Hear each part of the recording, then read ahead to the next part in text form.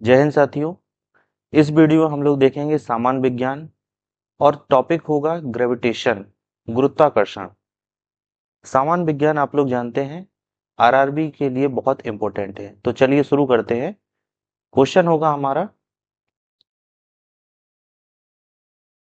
D दूरी पर स्थित दो पिंडों के मध्य लगने वाला गुरुत्वीय बल किसके समानुपाती है। तो चलिए अब देखते हैं। तो फॉर्मूला होता है एफ बराबर कैपिटल डी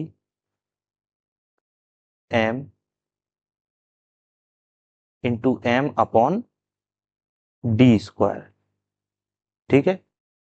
तब आपको बताना है ये किसके समानुपाती है। तो आप इसमें क्या बात हुई है, सिर्फ इसमें दूरी की बात हुई है। ठीक है।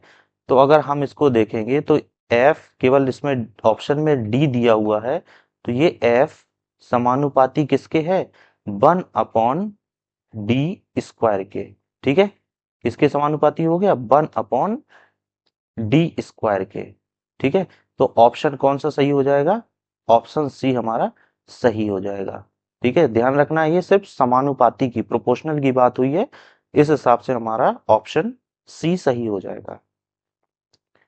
अगला क्वेश्चन है, गुरुत्वाकर्षण नियतांक जी का स्वीकृत मान क्या है। ठीक है। अब आपको बताना है इसमें, तो इसका आंसर हो जाएगा ऑप्शन पहला सही हो जाएगा, 6.67 इंटू 10⁻⁻11 न्यूटन मीटर स्क्वायर पर केजी स्क्वायर। ये इसका स्वीकृत मान जो होता है वो हो जाएगा, ऑप्शन ए सही हो जाएगा। अगला क्वेश्चन है, लेकिन इससे पहले अगर आप चैनल पे नए हैं तो प्लीज चैनल को सब्सक्राइब कर लीजिए, और वीडियो सही लग रही हो, आपको समझ आ रहा हो, तो एक बार लाइक जरूर करिएगा।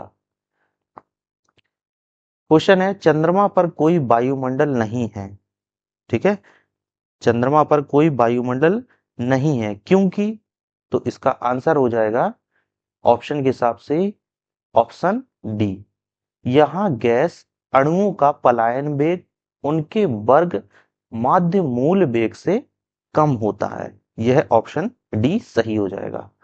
अगला क्वेश्चन है, जब किसी पिंड को चंद्रमा से पृथ्वी पर स्थानांतरित किया जाता है तो इसका आंसर हो जाएगा ऑप्शन डी, पृथ्वी पर उसका भार बढ़ जाता है तथा मात्रा अपरिवर्तित रहती है। ध्यान देना है इस क्वेश्चन को, ऐसे क्वेश्चन आरआरबी में बहुत पूछे जाते हैं, ये इसीलिए ये क्वेश्चन क्या है, इंपोर्टेंट है, ध्यान रखना।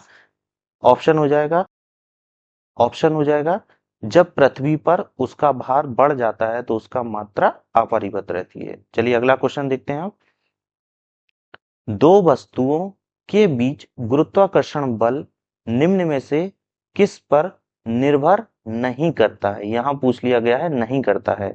तो अभी हमने फॉर्मूला देखा है, एफ बराबर कैपिटल डी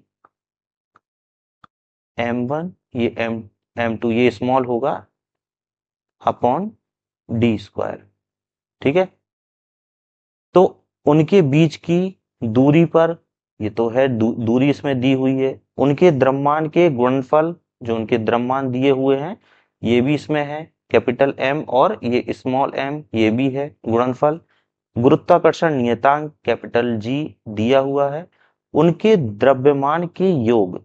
लेकिन यहाँ पे द्रव्यमान की बात तो हुई है, लेकिन यहाँ पे योग वर्ड जो आया है ये गलत आया है, जिस वजह से ये ऑप्शन डी, जिस क्वेश्चन में नहीं पूछा गया है कि किस पर निर्भर नहीं करता है, उस हिसाब से ये ऑप्शन डी सही हो जाएगा। अगर योग ना कहते, गुणनफल कह देते, तब भी ये आंसर, ये ऑप्शन सही हो जाता है, जो कि ऑप्शन बी में ये देखिए गुणनफल दिया हुआ है।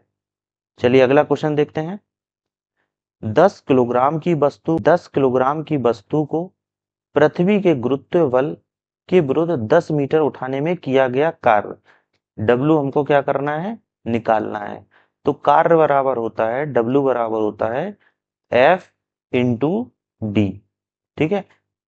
डब्ल्यू और एफ बराबर होता है एम जी, गुरुत्वीय त्वरण, और इंटू जी, सॉरी डी। अब एम कितना दिया है, 10 किलोग्राम, जी कितना होता है मान 9.8 और डी कितना दिया है 10 मीटर।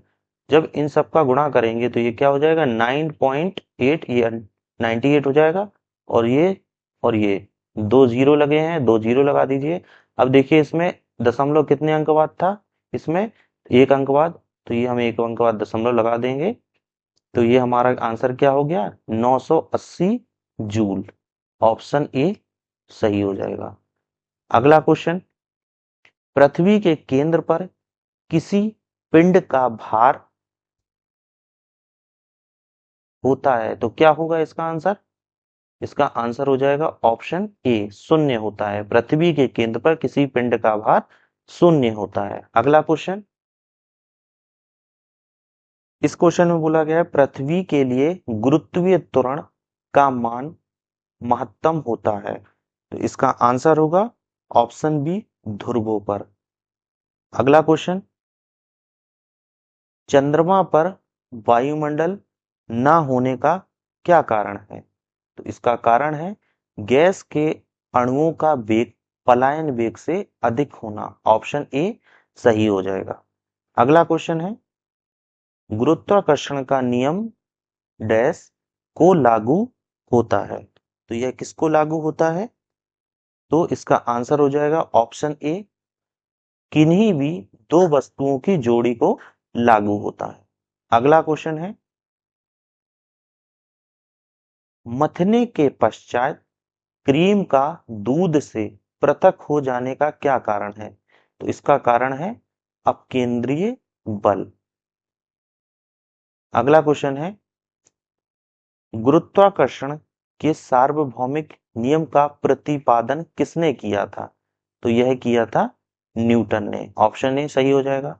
अगला क्वेश्चन है, पृथ्वी की सूर्य के चारों ओर आवर्त गति का आवर्तकाल होता है तो इसका आंसर होगा ऑप्शन डी सही हो जाएगा। अगला क्वेश्चन है, गुरुत्वाकर्षण नियतांक का एसआई मात्रक है तो इसका मात्रक क्या होगा?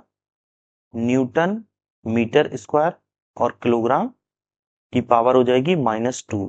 इसका ऑप्शन ए सही हो जाएगा। अगला क्वेश्चन है, जब अंतरिक्ष यान से पृथ्वी का परिक्रमण किया जाता है तो भारहीनता क्यों महसूस होती है? तो इसका आंसर हो जाएगा शून्य गुरुत्वाकर्षण। ऑप्शन सी सही होगा। तो यह वीडियो का लास्ट क्वेश्चन था। अगर आपको क्वेश्चन समझ आए हो तो प्लीज वीडियो को लाइक जरूर करिएगा। अगर नए हो तो प्लीज चैनल को सब्सक्राइब करिए। Thank you.